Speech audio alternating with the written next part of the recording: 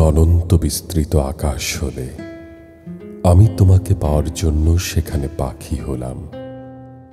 তুমি আকাশ থেকে নেমে নিশ্চিম সমুদ্র হলে আমি তোমাকে পাওয়ার জন্য সেখানে বর্ণিল মাছ হলাম।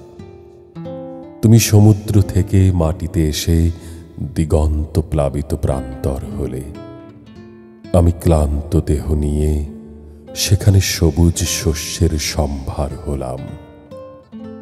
তুমি শেষমেশ কবিতা হলে আমি ক্লান্ত অবসন্ন হয়ে কবিতার জমিনে শব্দের পর শব্দ হলাম।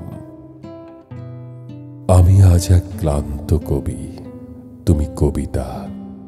তুমি আর অন্য কিছু হলে আর কিছু হওয়ার সাধ্য আমার নেই। প্রেমের জন্য মানুষ এর চেয়ে বড় আর কিছু হতে পারে না।